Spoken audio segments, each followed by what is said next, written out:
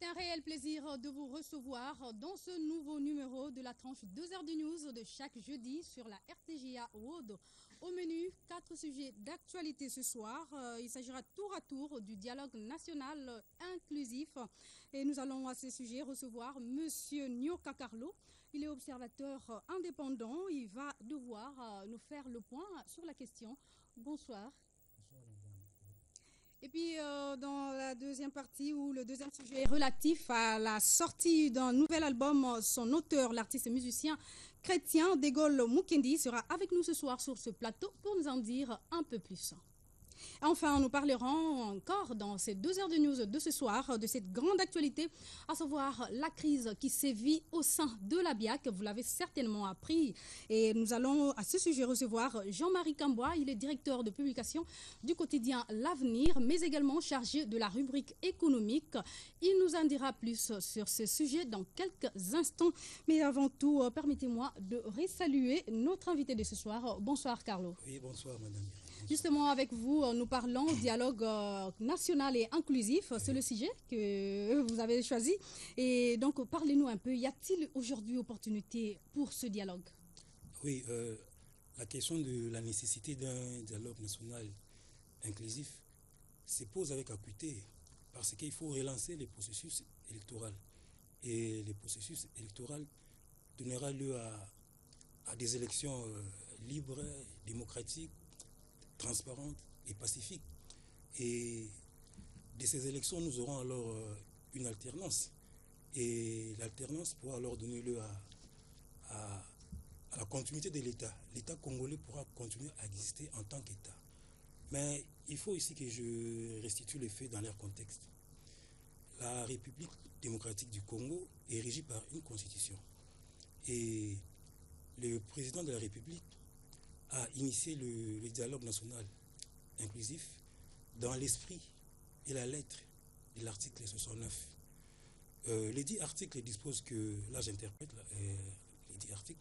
le dit article dispose que le président de la République préserve l'unité nationale, le fonctionnement régulier des institutions et des pouvoirs publics, la continuité de l'État, l'intégrité territoriale et la souveraineté nationale. Ce sont ces 5 points qui font que l'État congolais puisse exister en tant qu'État dans ses limites géographiques et que l'État congolais puisse exercer sa souveraineté territoriale et que l'État congolais puisse être reconnu en tant qu'État souverain par les autres États. Donc, l'enjeu pour les dialogues, c'est la survie de l'État. L'État congolais doit continuer à exister. Ne dit-on pas que les hommes passent et que les institutions restent. Ouais. Donc il faut absolument le dialogue pour qu'il y ait une voie de sortie, pour des élections crédibles et apaisées. Et justement, Carlo, vous avez entendu justement parler de la grande actualité d'hier, mercredi à New York, avec le Conseil de sécurité des Nations Unies, qui a adopté à l'unanimité une résolution 2277, laquelle résolution soutient également l'importance du dialogue, qui soit inclusif, mais également national en RDC. Qu'en pensez-vous? Oui, je pense qu'il était temps que le Conseil de sécurité puisse adopter une résolution, notamment la résolution 2277, puisqu'il fallait fixer l'opinion publique tant nationale qu'internationale. Puisqu'une certaine opinion pensait que les dialogues étaient une astuce pour cautionner un quelconque énième mandat au président de la République.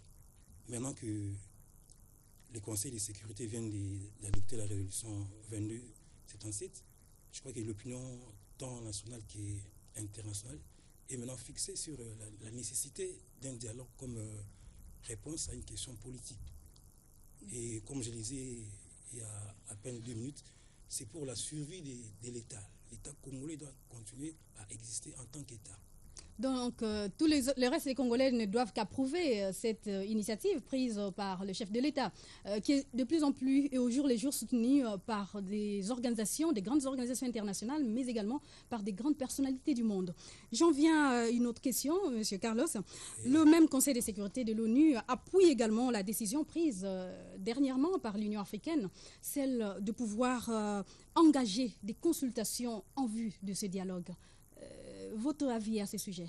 Oui, je pense que l'opinion publique, tant nationale qu'internationale, et particulièrement les partis politiques de l'opposition anti-dialogue, doivent maintenant faire la part des choses entre la déclaration faite par le secrétaire général des Nations Unies, M. Ban Ki-moon, lors de son dernier passage à Kinshasa. Et dans sa déclaration, le secrétaire général des Nations Unies était favorable au dialogue. Et maintenant, là, ce n'est plus une déclaration faite par le secrétaire général, bien que la déclaration du secrétaire général engage les Nations Unies. Mais maintenant, c'est une résolution. Oui. Puisque le Conseil des Nations Unies pousse également de plus en plus le secrétaire général de l'ONU de pouvoir vraiment booster cette initiative. Oui. Maintenant, cette résolution préconise le dialogue. Et la même résolution souhaite des élections libres, démocratiques, transparentes et pacifiques. Mais je voudrais ici souligner le fait que la dite résolution n'est pas incompatible avec les préoccupations majeures du gouvernement de la République. En effet, le gouvernement de la République a toujours souhaité des élections libres, démocratiques, transparentes et pacifiques. Ouais. Mais personnellement, je déplore le fait que la dite résolution n'a pas tenu compte des contraintes techniques exprimées par la CENI. Oui, au regard de toutes ces déclarations qui soutiennent de plus en plus la tenue du dialogue en RDC, que dire de l'opposition politique anti-dialogue à ce jour? L'opposition politique anti-dialogue, madame, excusez-moi, j'essaierai pas. J'ai fait un effort pour être courtois avec. Oui, puisque vous êtes observateur indépendant. Oui, j'ai beaucoup de considérations pour les leaders de l'opposition politique anti-dialogue. Mais ces leaders semblent préconiser le schéma du Burkina Faso. Or,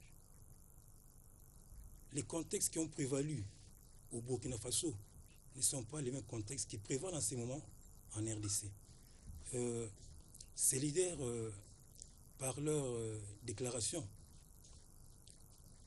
intoxiquent ou cherchent à manipuler les compatriotes congolais en brandissant notamment l'article 64 et qui dispose que tout Congolais doit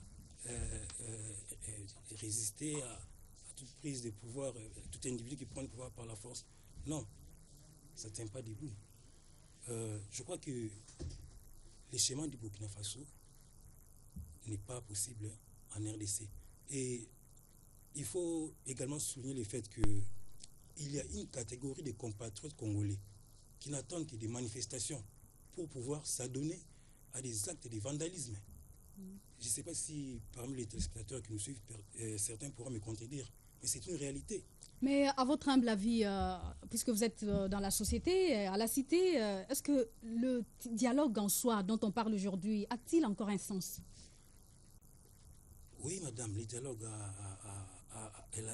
dialogues excusez-moi, a une raison d'être. Et moi, je pense que les dialogues aboutira à un consensus. Les dialogues aboutira à un consensus. Et vous avez tout à l'heure souligné le fait que le Conseil de sécurité a demandé aux différentes composantes de collaborer avec l'Union africaine. Oui, l'Union africaine a mandaté M. Eden Kodjo comme facilitateur. Et M. Eden Kodjo répond aux critères requis pour une meilleure facilitation. Parmi les 3 critères principaux, nous savons que le facilitateur doit être une autorité morale. Le facilitateur doit être mandaté par une aux organisations internationales. Qui soit crédible, justement. Ok, l'Union africaine n'est pas des moindres. Et enfin, les facilitateurs doivent avoir une maîtrise de la réalité politique de la question traitée, quoi. Et M. Eden Kodjo répond à tous ces critères. Mais bien que madame, contesté, bien que contesté. Bien que contesté, mais monsieur, excusez-moi, où madame. irons-nous avec cette vague de contestation, puisque le jour approche. Oui, je ne voulais pas vous interrompre, mais je ne voulais pas ici me substituer à M. Eden Kodjo qui a une compétence qu'il ne peut plus remettre en question. Mais je crois que en tant que facilitateur, M. Eden Kodjo pourrait mettre de côté les divergences des différentes composantes, mais se concentrer plus sur les convergences des différentes composantes. Et si vous permettez, je pourrais énumérer les différentes convergences qui créeront l'unanimité pour aboutir enfin à la relance du processus électoral. Les convergences dont je parle ici sont tirées de l'article 69 de la Constitution. Ce sont des idées-forces de la Constitution. Il y a notamment l'unité nationale, le fonctionnement régulier des institutions et des pouvoirs publics, la continuité de l'État, l'intégrité territoriale et la souveraineté nationale. Ces 5 points, madame, créeront l'unanimité entre toutes les composantes du dialogue. Et nous pourrons alors aboutir à un consensus et il y aura alors des élections pacifiques. Donc là, il y a nécessité de pouvoir sensibiliser peut-être l'opinion publique ou la population congolaise en général, qui ne s'accorde toujours. Les acteurs directement concernés sont les différentes composantes. Et je crois que moi, je leur demanderai de ne plus être pragmatique, mais d'être actuellement clairvoyant. Voilà. Merci beaucoup, Monsieur Nyoka Carlos. Vous êtes observateur indépendant. Vous avez décrypté votre analyse sur le dialogue national et inclusif en RDC. Merci d'être venu. Merci, Madame Irène. Merci. Mesdames et messieurs, 2 heures de news se poursuit. Nous allons cette fois-ci recevoir notre second invité. Il s'agira de l'artiste musicien chrétien Degol Mukendi. Avec lui, nous allons parler de l'album qu'il vient de lancer sur le marché. Il s'agit de Is Coming Soon. Il viendra nous dire de quoi il s'agit. Mais avant cela, je vous propose de suivre ceci.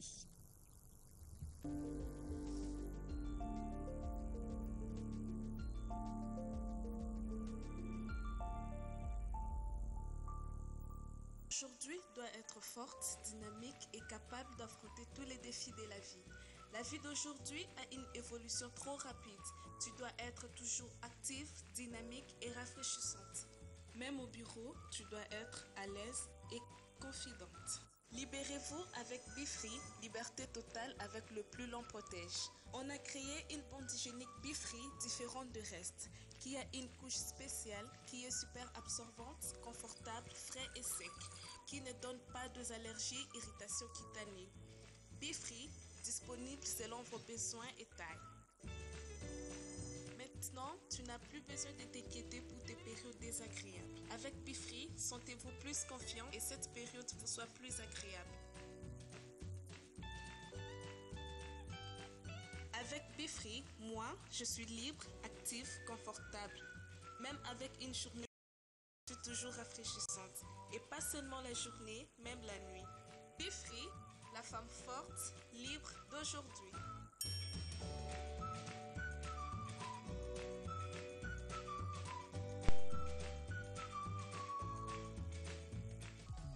Bien-aimés dans le Seigneur,